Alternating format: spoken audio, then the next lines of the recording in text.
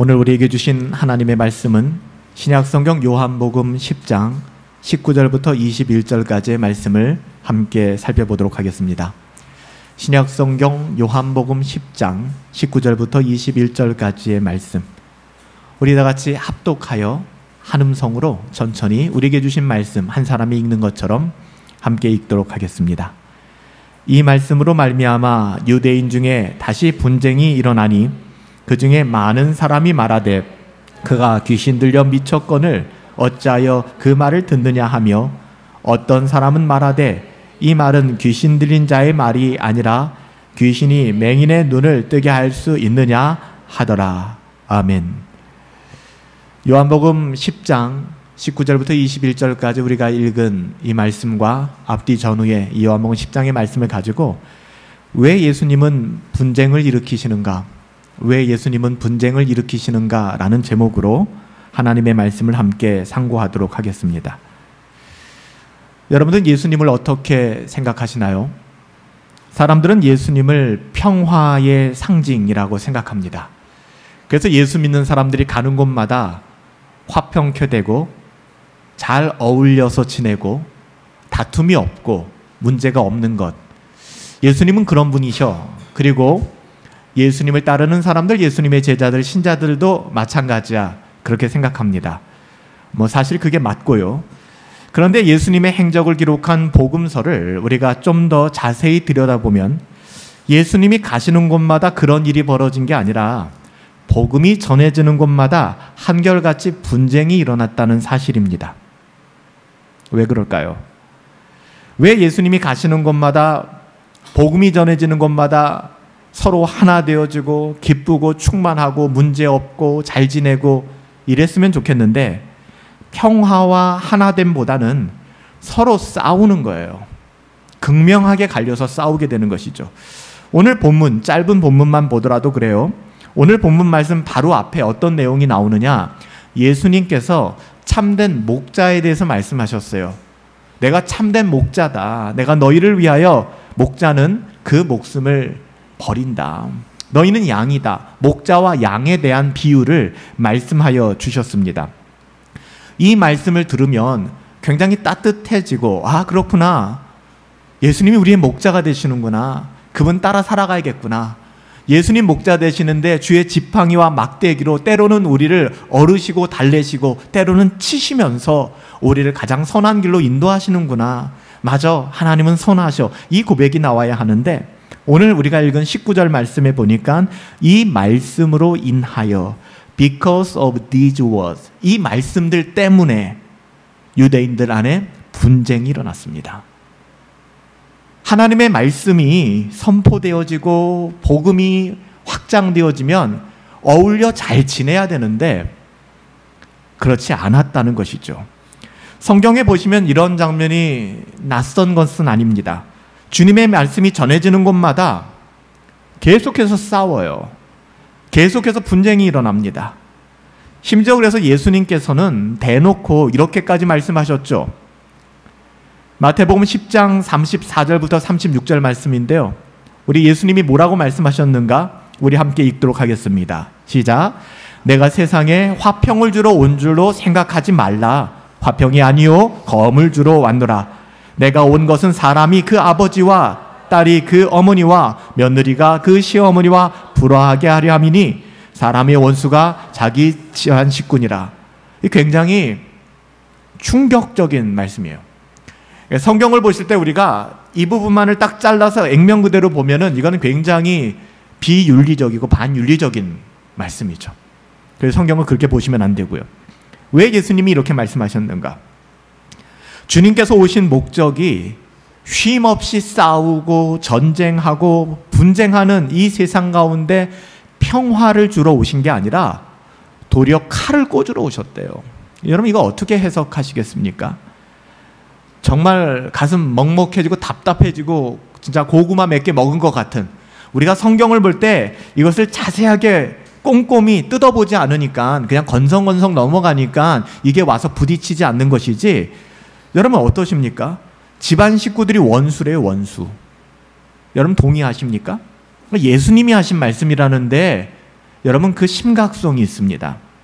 이 말씀은 오해하기 정말 쉬워요. 그래서 우리는 성경을 문맥을 통해서 관주적으로 봐야 됩니다.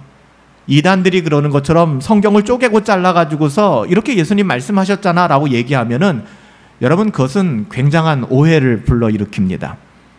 여러분, 성경을 전체적으로, 그래서 우리가 공동체 성경 읽기를 통해서 부족하나마 우리가 매주 구약 성경 한 장, 시편 한 장, 신약 성경 한 장 이렇게 읽어나가는 것 아니겠습니까?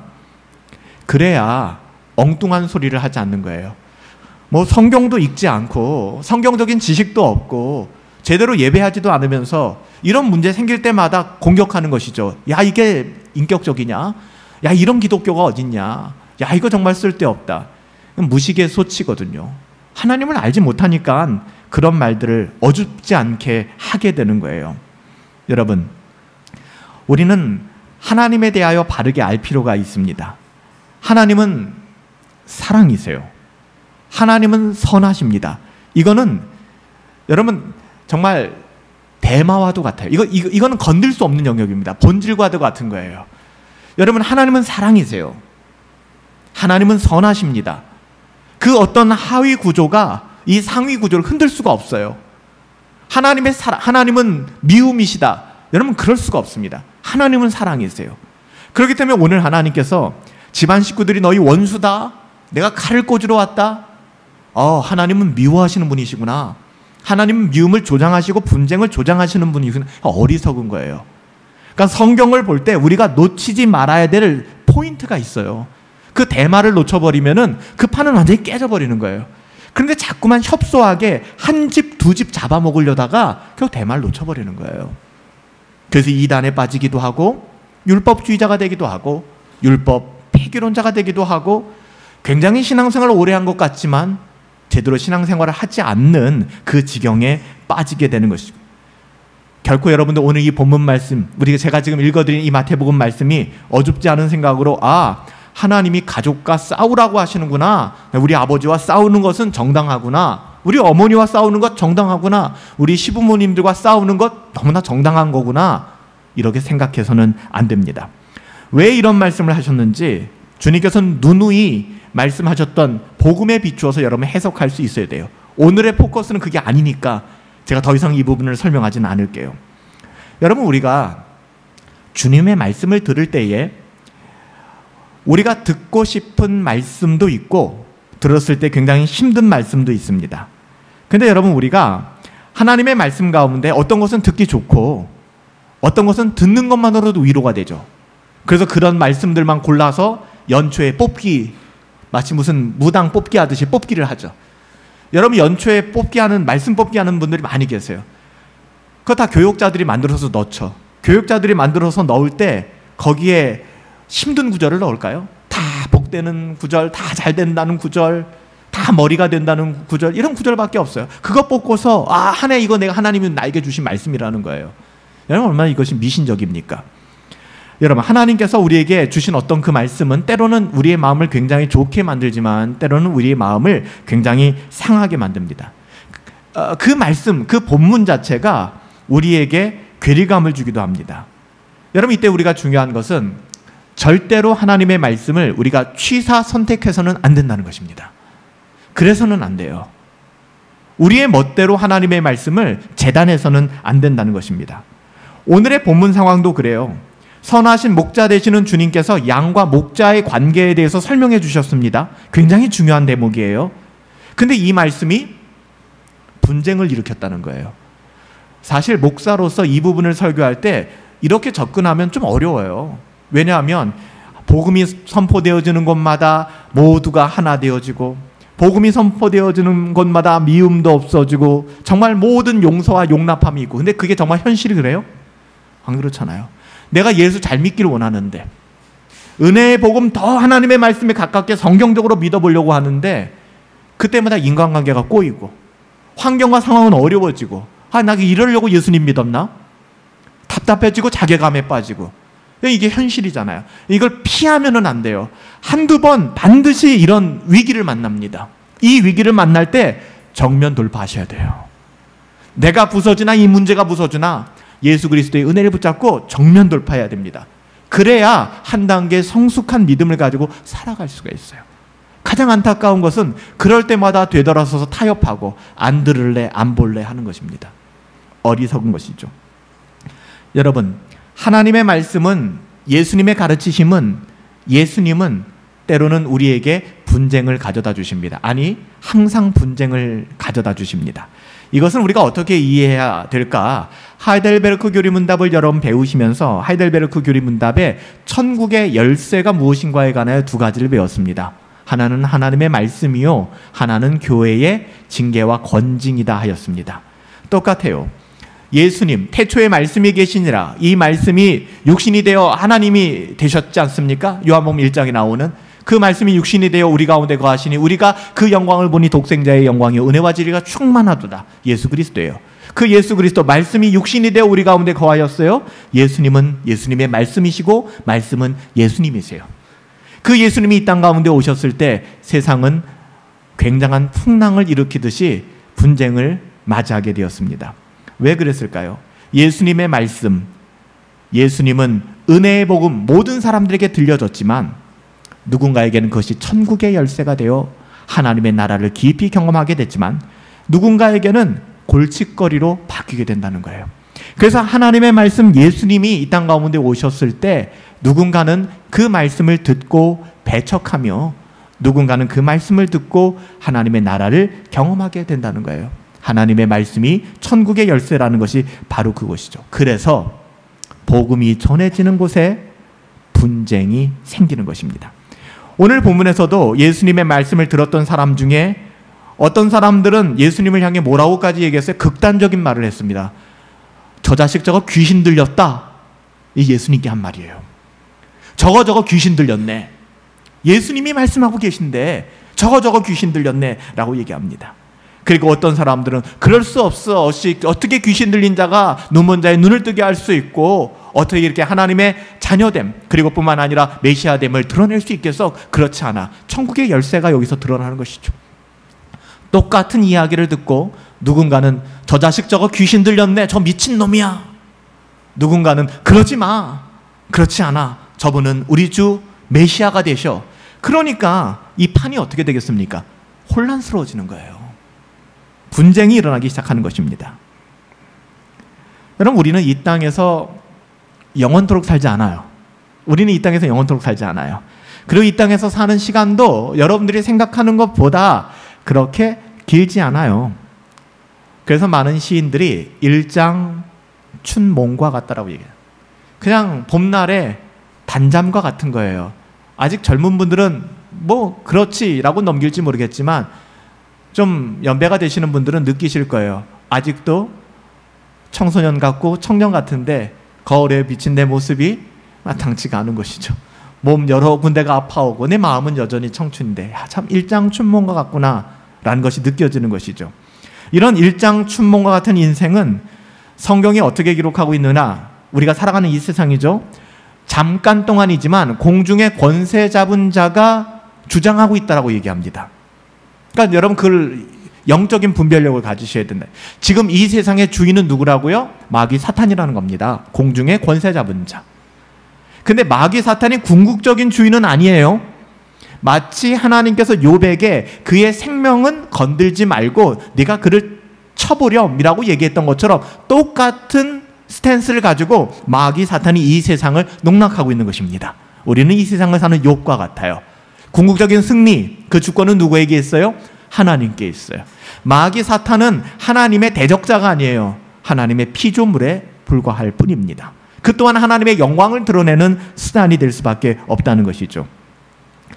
여러분, 그 시각으로 이 세상을 바라본다 그러면 죄성이 가득한 세상에 하나님의 나라가 임하는 거예요. Thy kingdom come. 당신의 나라가 임하시오며, 주기도문 할 때마다 우리가 기도하는 것처럼 당신의 나라가 이 땅 가운데 Your kingdom come 임하여 주시옵소서. 여러분, 죄 많은 이 세상, 마귀의 권세가 주장하고 있는 이 세상에 하나님의 나라가 임한다고 생각해 보세요. 여러분, 우리 몸에도 우리가 때로는 장기를 이식받기도 하고 신장 이식 제가 아시는 분들도 신장 이식을 받았는데 정말 오랫동안 기다리다가 신장 이식을 받았어요. 이 기증자가 나타나서. 그런데도 그것이 정말 자기하고 너무나도 딱 맞는다고 생각해서 기증을 받았는데도 얼마나 많은 부작용이 일어나는지 몰라요. 몇 번 죽을 고비를 넘기고서 이제 그 장기가 자기 몸 안에서 정착하더라고요. 여러분, 그런 관점에서 보세요. 공중의 권세 잡은 자가 주장하는 이 세상에 하나님의 나라가 임한다고 할 때 대충돌이 일어나는 것입니다. 엄청난 분쟁이 일어나는 거예요. 그런데 여기서 정말 중요한 것은 그 분쟁은 영원하지 않다는 겁니다. 잠깐이라는 거예요. 주님 다시 오시는 그날, 마라나타, 오 주 예수여 어서 오시옵소서. 주님 다시 오시는 그날에 최후의 심판이 있을 것이고, 그때는 모든 것이 끝나는 겁니다. 모든 것이 끝나는 거예요. 여러분, 이런 분쟁은 영원하지 않아요. 혹시 예수 믿는다는 이유 때문에 하나님의 자녀로 살아가는 그 삶의 현장에서 수많은 분쟁을 만나고 어려움을 만나 고민하시고 고뇌하시는 분들 계신가요? 여러분, 이것이 위로가 될지 모르겠지만 영원하지 않습니다. 주님 다시 오시는 그날에 다 끝나게 될 거예요. 옳은 것은 옳은 대로, 그른 것은 그른 대로, 그 판결 그렇게 끝나고 말까요? 그렇게 끝난다면 저 예수 안 믿을 것 같아요. 천국과 지옥으로 모든 신자와 불신자들이 나누어지게 될 것입니다. 알곡과 쭉정이 가라지가, 양과 염소가 확연하게 분리되게 될 것입니다. 하나님의 최후의 심판은 역사 속에서 모든 분쟁, 지금은 진리가 안 보이잖아요. 보편적인 진리가 다 사라졌잖아요. 예전에는요, 이렇게 행동하는 건 부끄러운 짓이야 라는 보편적인 합의가 있었어요. 도덕률이 있었어요. 요즘에는요, 없어요. 포스트 모던도 뛰어넘었어요. 다 각자가 자기의 법이에요. 내가 이렇게 하고 싶은데 그게 곧 선이 되는 시대를 살아가고 있어요. 그래서 오늘날은 어때요? 한 20, 30년, 20년 전만 해도 이런 문제가 생기면 공직에 오를 수도 없었고 정말 인생 망치는 거였어요. 근데 오늘날에는 그보다 더한 게 있어도 공직을 물러나지도 않고 오히려 자기의 정의를 외치는 시대에 우리는 살아가고 있어요. 미칠 것 같죠? 때로는 분노가 치밀어 오르죠. 여러분, 주님 다시 오시는 그날에는요, 더 이상 그런 입을 놀리지 못하게 될 것입니다. 하나님의 진리, 하나님의 공의가 모든 어그러진 것들을 바르게 할 것입니다. 지금은 힘들죠. 설득하기 어렵죠. 예수 믿어야 해요. 예수 믿는다는 것이 여러분 지식으로 가능합니까? 뭐 의학적으로 가능합니까? 뭐 심리학으로 가능한가요? 경영학적으로, 인문학적으로 가능한가요? 불가능해요. 우리가 예수를 믿는다 할 때는 거듭남이 없으면 안 되는 거예요. 그렇기 때문에 마찬가지로 거듭나지 않은 사람들과 어떠한 논쟁도, 그 어떠한 씨름도 별로 의미가 없어요. 오히려 그들을 돌아서서 민망히 여기며, 하나님, 나 같은 것도 구원해 주셨는데 내 앞에 하나님을 알지 못하여 이렇게 악을 쓰고 하나님을 비하하고 폄하하는 저 인생 불쌍히 여겨주시오. 예수님 알게 하여 주십시오. 하나님의 은혜를 베풀어 주십시오 라고 기도하는 자리에 거해야 돼요. 해보시지 않았어요? 불신자들 만나서 인문학을 가지고 아니면 뭐 다른 어떤 걸 가지고 막 설명해보고 어떻게 해보고 안 되더라고요. 저도 마찬가지예요. 인문학적인 소양을 가지고, 역사를 가지고, 철학을 가지고 처음에는요, 귀를 세우고 들어요. 뭔가 신기한 얘기 같으니까. 많이 들어본 얘기, 또 인문학적인 어떤 그런 감성을 만족시키니까 거기서 끝나요. 예수를 믿는 자리까지 가는 경우는 그렇게 많지 않습니다. 여러분, 비록 우리가 불란스럽고 혼란스럽고 야 뭐가 맞는 거야 도대체, 나 이해할 수 없어 라는 시대에 살아가지만 좀 쉬운 표현으로 우리 하나님께서 곧 오셔서 교통정리해 주실 것입니다. 몇 대 몇 판결 내려주실 거예요. 교통사고 나면 목소리 큰 사람이 이기잖아요. 막 목소리 크게. 근데 와가지고서 너가 잘못했어. 누군가 공신력 가진 사람이 그것을 판단해주면 모든 것이 끝나지 않습니까? 사람이 아니라 우리 하나님께서. 잠깐 사는 세상에 우리는 이 땅에 속해 살아가지만 이 땅에 속한 사람들은 아닙니다. 하나님 나라의 백성이에요. 그게 참 힘들거든요. 그러니까 우리는 이 세상을 딛고 살아가요. 이게 난제예요, 난제 우리의. 내가 예수님 믿고 나서 예수님이 우리를 확 휴거시켜가지고 하늘나라에다 딱 집어넣었으면은 클리어해요. 예수 믿었는데 환경과 상황은 하나도 안 바뀌어요.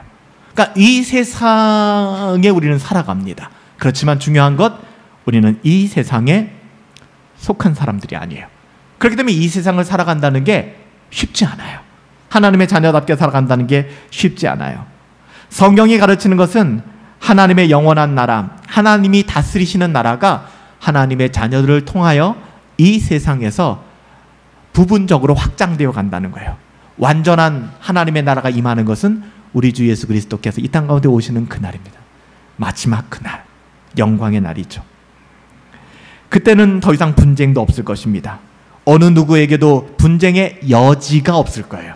지금은 그렇잖아요. 가끔은 여러분들이 저를 찾아와서도 목사님, 전 이거 이해 안 돼요 라고 따질 수 있겠죠. 인간적인 영역이니까 여지가 있잖아요. 이 세상에서 완벽한 사람이 누가 있겠습니까? 아무도 없어요. 그러니까 논쟁의 여지가 있고 해석의 여지가 있어요. 그렇지만 하나님께는 그런 게 없습니다. 주님 다시 오시는 그날에 그런 여지가 남아있지 않아요. 그때에는 오해받을 일도 없어요. 구차하게 설명할 필요도 없고요. 누군가를 설득할 필요도 없습니다. 그때에는 분명하게 알게 되니까. 하지만 예수님이 이 땅 가운데 오신 그때에는 이 세상에 오셨잖아요. 죄 많은 세상. 공중의 권세 잡은 자에게 잠시 동안이지만 그것을 허용한 시기에 주님이 이 세상에 오셨잖아요. 우리도 그 시대를 살아가고 있고요. 분쟁은 너무나 자연스러운 것입니다.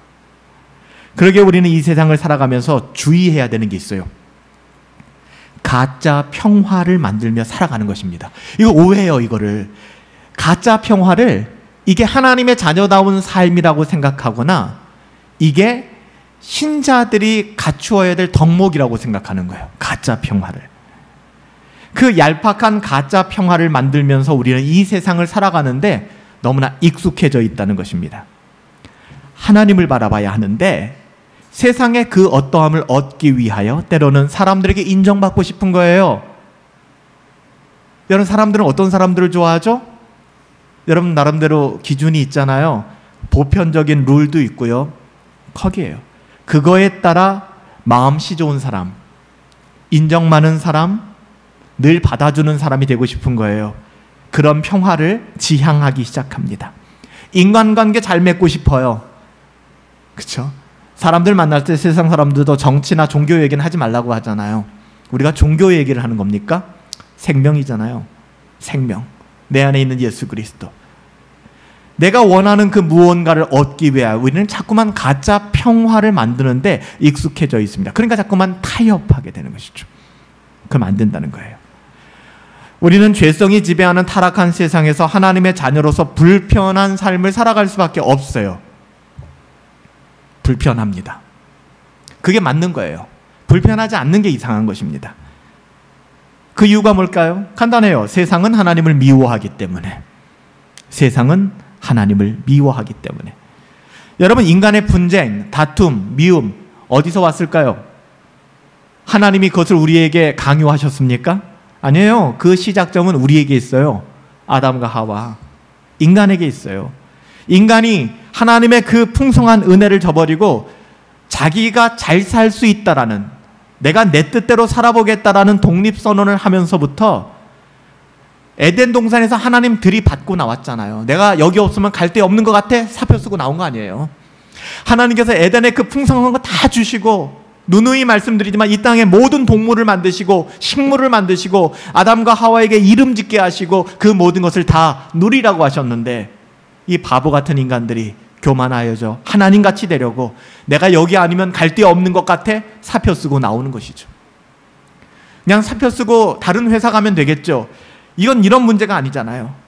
여러분, 그냥 허세 한번 부리고 끝나는 것이 아니지 않습니까? 이 땅에는 사망이 왔어요. 죄에 대한 대가. 그 열매가 무엇입니까? 분쟁이 일어나기 시작했어요. 에덴 동산에서 찾아보지 못했던 일들이에요. 미움이 생기기 시작해요. 시기, 질투, 다툼이 일어나기 시작합니다. 그래서 아담과 하와가 똑같은 아담과 하와인데 이 아담과 하와가 장소가 바뀌었어요. 이제 에덴 동산이 아닙니다. 추방당했습니다. 그들에게 분쟁이 생기기 시작합니다. 부부싸움이 일어나기 시작해요. 부부싸움만 하고 끝납니까? 아이를 낳는 출산의 고통이 있었어요.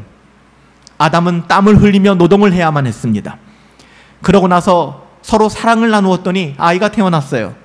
너무 행복했겠죠. 근데 그 아이들이 서로 미워하기 시작해요. 그러더니 큰아이가 작은아이를 때려 죽여버렸어요. 살인죄를 범합니다. 감당할 수 없는, 몰랐을 거예요. 아담이 여러분, 선악과를 따먹었다는 것이 과실수 열매 하나 따먹었다는 거예요? 적어도 여러분들은 그렇게 생각하지 않잖아요. 아시고 있잖아요. 선악과의 의미가 무엇인지에 대해서. 세상 사람들처럼 그것을 논박하며 그것을 증명할 필요는 없잖아요. 선악과는 하나의 상징입니다. 하나님과 같이 되려는 그 마음. 몰랐을 거예요. 그 죄악이 결국에는 이런 것을 우리가 잘 아는 나비 효과라고 하죠. 그 나비의 날개짓 하나, 지구 반대편에 있는 그 날개짓 하나가 허리케인이나 태풍을 만들 수 있는 것처럼 이런 끔찍한 죄의 결과를 가져오게 되었을 걸 몰랐을 거예요. 아벨을 묻고 나서 얼마나 통탄했을까요? 부인할 수 없는 그들의 죄 때문에 들어온. 아담과 하와가 범죄한 이후에 이 세상에는 이런 분쟁이 일어나기 시작했습니다. 이후에 인간은 교만하여서 자기의 힘으로 뭔가 이루어 가려고 했습니다. 다시 말하면 하나님 없는 유토피아를 만들고 싶어 했어요. 요즘 젊은 세대 사람들이 많이 얘기하는 것처럼 나는 경제적 자유를 누릴 거야. 하나님 따윈 필요 없어. 열심히 돈 벌어서 열심히 투자하고 열심히 일해서 나 이제는 일하지 않고 마음껏 누리며 살 수 있는 경제적 자유를 누릴 거야. 난 그렇게 살래. 그게 내 인생의 꿈이야. 바보 같은 짓입니다. 바보 같은 짓. 특별히 신자들이 그런 생각을 하고 산다는 것은 너무나 바보 같은 짓이에요. 개가 토한 곳으로 돌아가는 것이고 돼지가 다시 구정물 속에서 뒹구는 것과 같아요. 만몬신을 섬기는 것과 뭐가 다르겠습니까? 여러분, 인간은 끊임없이 타락한 이후에 그걸 꿈꾸는 거예요. 그게 뭔지 아세요? 지금은 그렇게 표현할 수 있겠지만 그 당시에는 바벨탑이었어요. 하나님 없는 평화, 하나님 없는 인간의 그 어떤 걸 누려보자, 바벨탑 쌓아보자. 하나님, 그거는 내가 주일날 교회 가서만 만날게요. 그 시간 빼놓고는 하나님의 하자도 내게 이야기하지 마세요. 하나님은 나를 옥죄는 분, 나를 답답하게 하는 분, 나를 굉장히 불편하게 만드는 분, 잔소리꾼. 저 하나님 싫어요. 나는 그냥 내 뜻대로 살래요. 바로 하나님 없는 유토피아를 만들고 싶은 거예요. 이게 거짓 평화라고요. 여러분, 그런 유토피아를 꿈꾸며 살아가 보세요. 절대 여러분 가운데 분쟁이 없습니다. 어느 누구를 만나도 분쟁이 없어요. 어느 누구를 만나도 재밌습니다. 그런데 여러분, 예수님의 생명을 가지고 이 땅을 살아감과 동시에 여러분들은 분쟁을 만나게 됩니다. 어려움을 만나게 돼요. 여러분, 이런 식으로 만들어진 거짓 평화는 설령 성공했다고 여겨지더라도 피해갈 수 없는 건 뭔지 아세요? 하나님의 심판대 앞에 서게 될 것입니다. 아무리 목사의 인정을 받고, 여러분들이 저를 설득할 수 있어요. 목사님, 그래도요, 전 이럴 수밖에 없어요. 제가 거기서 그래, 알았어, 나 이해해. 여러분, 그 말이 여러분들에게 위로가 됩니까? 그건 뭐랑 똑같냐면요, 내가 지금 암 말기인데 목사를 찾아가서 원하는 거예요. 그거 나을 병이야. 그거 아무것도 아니야. 괜찮아. 이 또한 지나갈 거야. 그래서 잠깐 마음이 편안해지면 좋을까요? 여러분, 우리는 하나님 앞에 설 날을 반드시 맞이하게 될 겁니다. 사람은 속일 수 있어요. 자기 자신도 심지어는 속일 수 있습니다. 하지만 우리는 하나님 앞에 서게 될 거예요. 여러분, 그날을 준비하시며 살아가야죠. 여러분, 이 세상에서 거짓 평화를 가지고 한평생 잘 먹고 잘 살았다, 세계를 일주하며 호사롭게까지는 아니더라도 내 인생 즐기며 잘 살았다, 그리고 나를 좋아해 주는 사람들이 제법 많았다. 여러분, 그거 가지고 가서 뭐 하려고요? 여러분, 그게 여러분의 인생에 무엇을 남겨주고 있죠? 예수님이 이 땅 가운데 오셨을 때 누누이 하신 말씀, 내가 너희에게 평안을 주노라. 이 평안은 그런 평안이 아니었다고요. 그냥 세상적인 만족감, 안정감. 그래서 예수님께서 심지어는 너의 가족이 너희 원수다라는 극단적인 용어까지 사용하신 거예요. 여러분, 사실 그렇잖아요. 예수님 우리가 제대로 믿었을 때 특별히 불신 가정 가운데에서 가장 먼저 만나는 게 뭡니까? 불화잖아요. 제사를 드릴 수 없고, 가족 여행 가는데 난 갈 수 없고, 가족 행사 가는데 난 빠져야 되고, 이런 문제잖아요. 알죠? 내가 거기에 빠지면은 찬물을 껴는 것 같은. 그렇지 않아요? 다들 경험하신 거 아닙니까?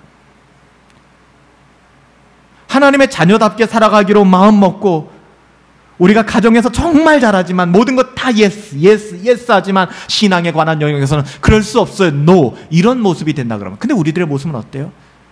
가정생활에서 내 욕심 다 부리고 내 할 거 다 하고 그래서 분란 일으키다가 신앙에서마저도 막 이러니까 인정을 받을 수 없는 거예요.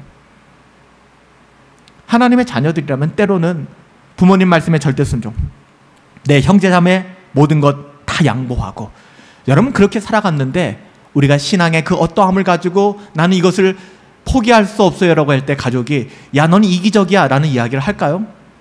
그렇지 않아요. 우리 돌아볼 필요가 있다는 것입니다. 그래서 예수님께서도 스윗홈이 되기를 원하지만, 우리의 가정이 스윗홈, 행복한 가정이 되기를 원하지만 그럴 수 없는 이유가 생명의 복음 안에 담겨져 있다. 그걸 말씀해 주신 거예요.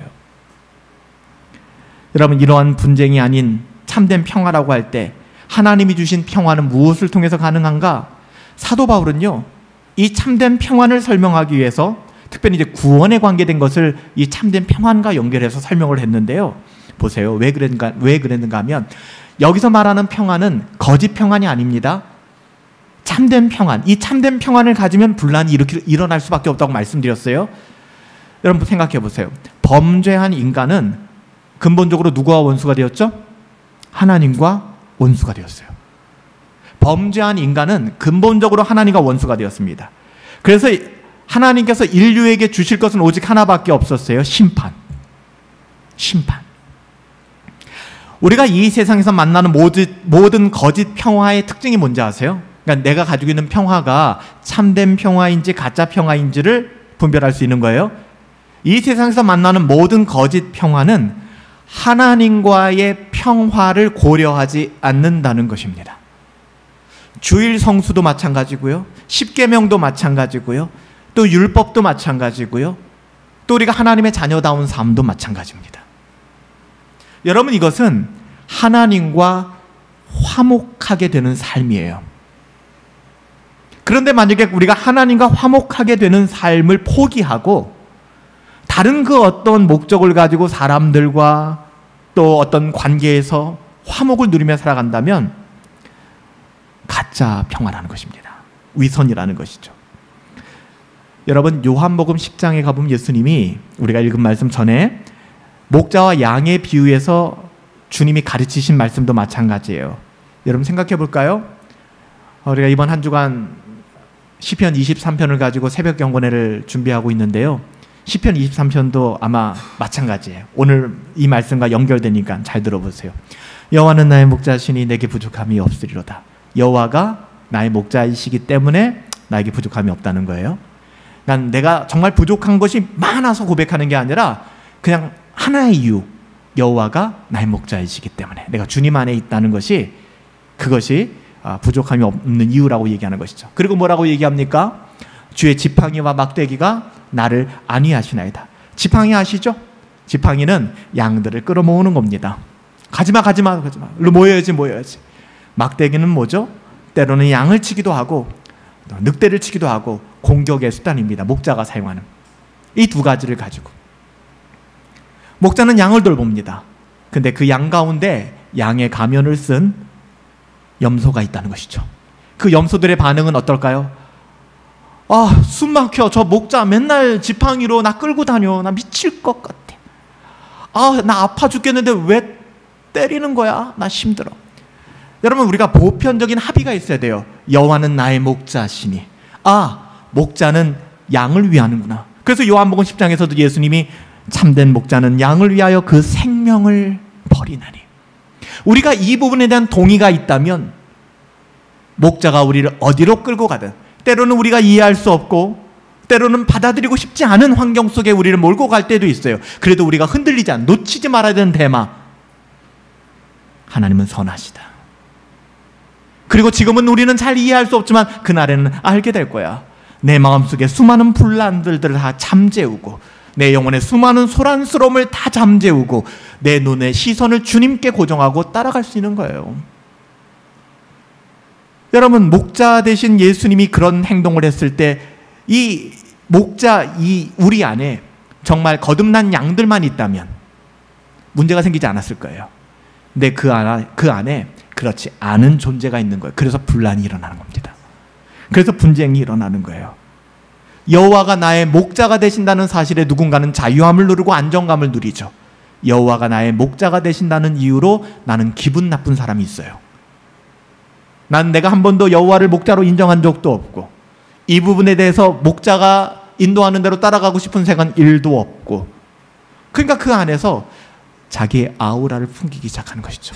그러니까 선한 양들은 그렇지 않아. 우리 목자가 가는 곳으로 가야 돼. 누가 그러냐? 너는 정말 인간으로서의 기본적인 기본권을 포기했구나. 인간에겐 자유의지가 있어.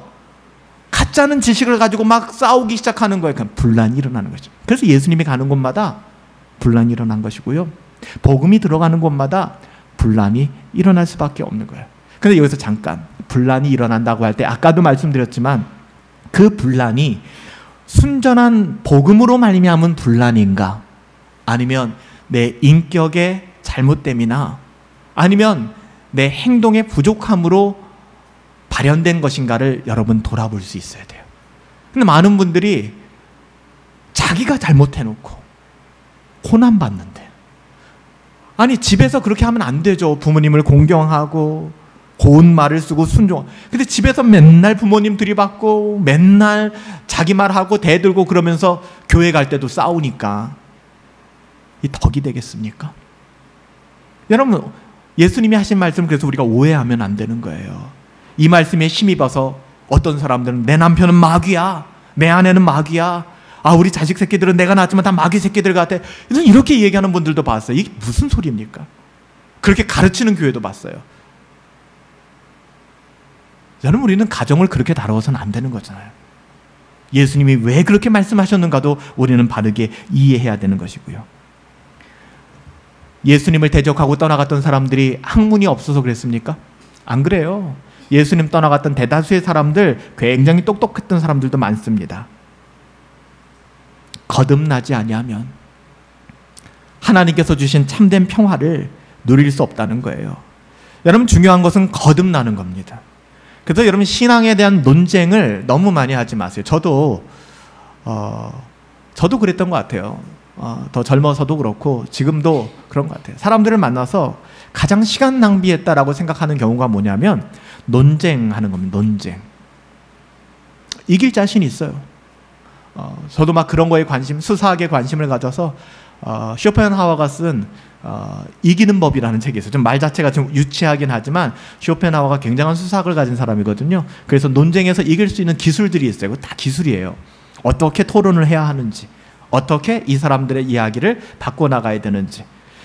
저도 왜냐하면 변론을 해야 되니까 때로는 우리가 복음을 전하기 위해서는 역사를 이야기해야 되고 인문학을 이야기해야 될 필요가 있거든요. 불신자들에게 성경만 이야기할 수는 없으니까요. 근데 제 경험상 그렇게 해봤을 때 남는 게 하나도 없더라고요. 그게 남는 게 없어요. 중요한 것은요, 그에게 거듭남의 은혜가 있어야 됩니다.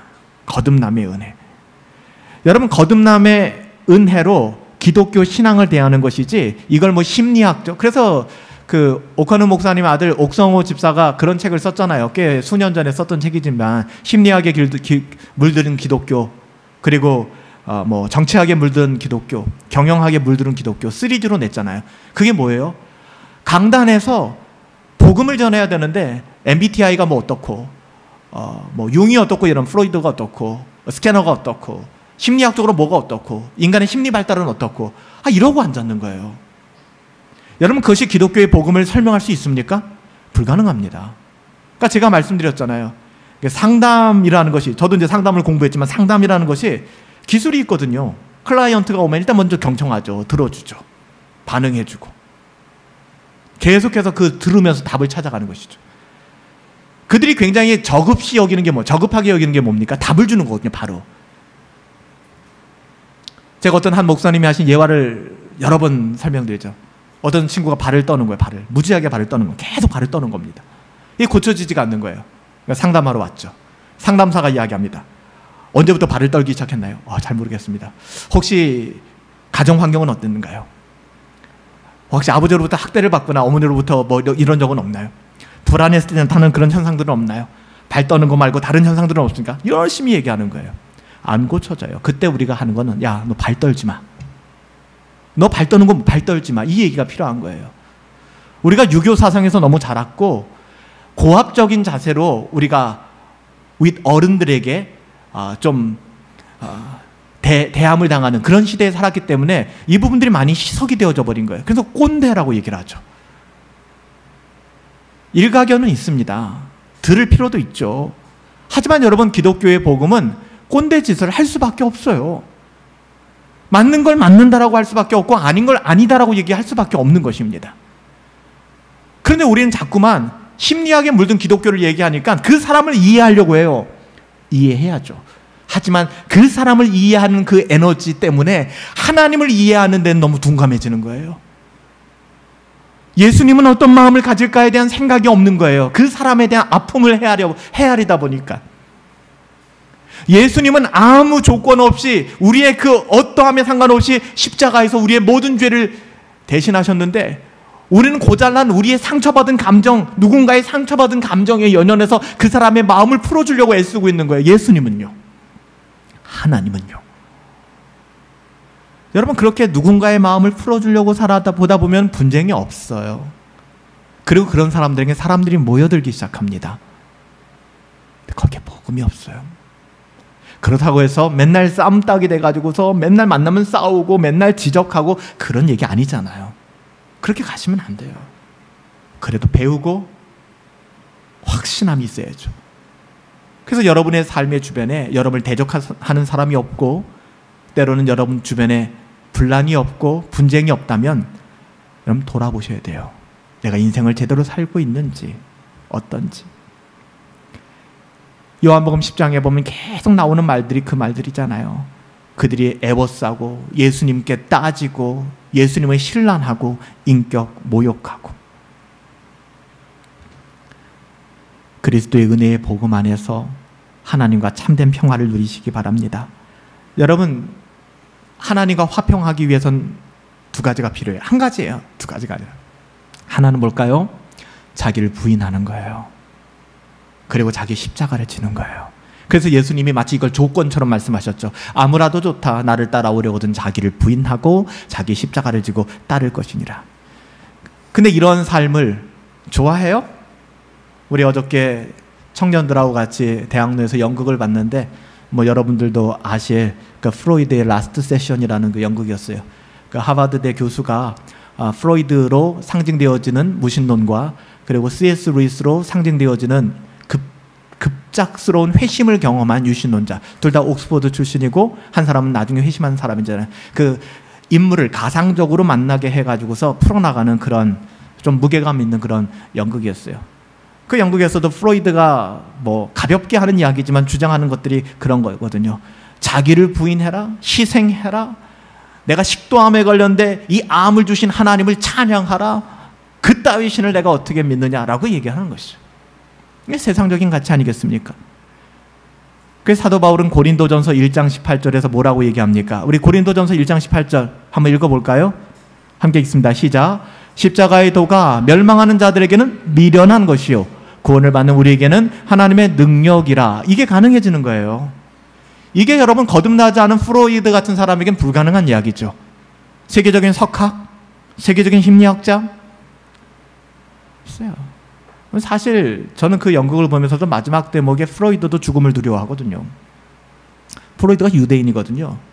그가 유대인이기 때문에 스스로를 모세하고도 많이 비유를 했고요. 그가 그 난민 열차를 타고 이동할 때에 어렸을 때, 그러니까 프로이드의 자서전에 나온 얘기예요. 어렸을 때 그 난민 열차에 그 빨간 전구가 있는 거예요. 깜깜한 속에서 그 전구가 깜빡깜빡거리는데 그 속에 굉장한 불안함과 공포감이 있었대요. 그래서 내가 왜 이런 걸 느끼기 시작하지? 예서부터 프로이드의 심리학, 그래서 정신분석학이 시작이 된 거거든요. 기존의 어떤 심리학적인 노선과는 전혀 다른 노선으로 프로이드는 가게 되었죠. 여러분, 그런 자기의 지성이나 탐구욕이 절대로 복음과 맞닿을 수가 없다는 것입니다. 반대로 C.S. 루이스 같은 사람도 평생을 옥스퍼드 교수로서 그렇게 대단한 삶을 살았지만 그가 급작스러운 회심을 하게 되고 노년에, 그리고 당시에 옥스퍼드 교수가 스크루테이프 편지라는 글을 썼을 때 영국 사회가 놀랬잖아요. 그 당시에 문명화되어 있고 그 당시에 타이타닉이 뜨고 세상이 완전히 과학적인 문명으로 변화되었다고 하는 그 시기에 갑자기 마귀의 지령이라는 책을 썼으니, 그것도 옥스퍼드의 석학이, 영국 사회가 뒤집어지는 것이죠. 그래서 그 글을 읽어보신 분들도 계시겠지만 스크류테이프스의 편지에서 처음으로 얘기하는 게 그 내용 아닙니까? 마귀는 두 가지 방식을 가지고 이 세상을 가지고 논다는 겁니다. 쉽게 얘기하면 한 가지는 마귀는 존재하지 않아, 마귀 같은 것은 없어. 또 한 가지 생각은 마귀를 무서워하고 마귀를 두려워하며 그 가운데 신봉하며 살아가는 사람들.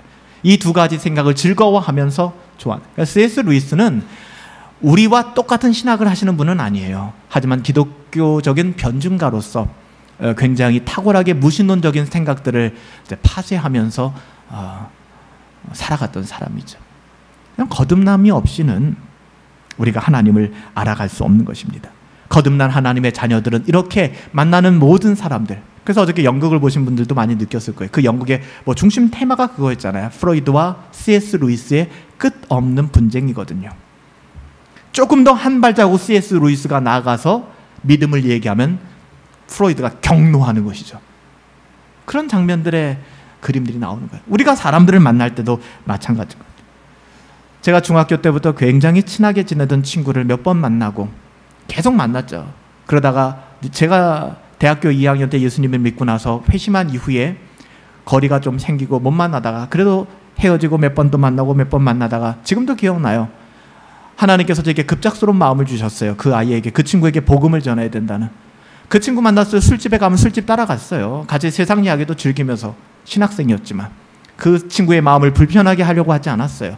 근데 어느 날 하나님이 주신 마음이, 그 친구가 언제 죽을지 모르는데 내가 이렇게 살면 되겠느냐라는 마음이었어요.